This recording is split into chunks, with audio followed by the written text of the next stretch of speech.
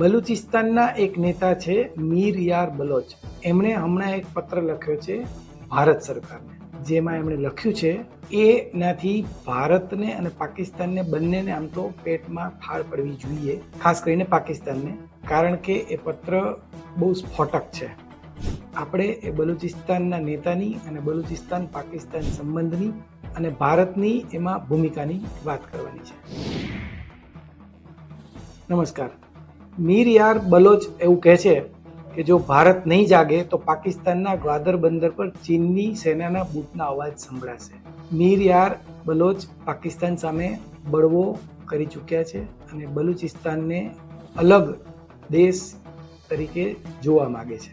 પણ એણે જે લખ્યું છે, જો એવું થાય તો એની સીધી અસર આપણા ઓખા, પોરબંદર અને વેરાવળના માછીમારો પર થશે અને ગુજરાત અને ભારત માટે પણ આ એક રેડ એલર્ટ સિચ્યુએશન થઈ શકે છે, કારણ કે ચીનની નજર ગ્વાદર બંદર પર છે. પણ આ બલુચિસ્તાનની જિયોગ્રાફિકલ પોઝિશન આપણે સમજીએ. પાકિસ્તાનના 4 પ્રાંત છે, એમાંથી સૌથી મોટો પ્રાંત છે બલુચિસ્તાન.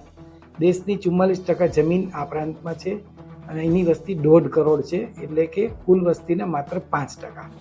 તેની સરહદ ઈરાન અને અફઘાનિસ્તાન સાથે જોડાયેલી છે. આ પ્રાંતમાં કોલસો, તાંબુ, સોનું અને યુરેનિયમનો ભંડાર છે. આપણે સૌ જાણીએ છીએ કે ઇતિહાસ એનો સાક્ષી છે કે બલુચિસ્તાન ક્યારેય પાકિસ્તાનનો હિસ્સો બનવા માંગતું નહોતું. 79 વર્ષથી બલોચ પ્રજા આ ગુલામી વિરુદ્ધ લડી રહી છે.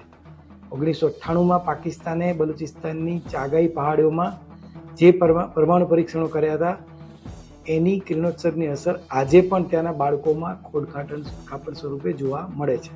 હવે જાણીએ કે આ મીર યાર બલોચ કોણ છે. એક લેખક છે અને માનવ અધિકારના કાર્યકર છે. યુવાનોમાં ખૂબ પ્રખ્યાત છે, ઘણી બધી ભાષાઓના જાણકાર છે. ભગતસિંહ અને સુભાષચંદ્ર બોઝ એમના આદર્શ છે.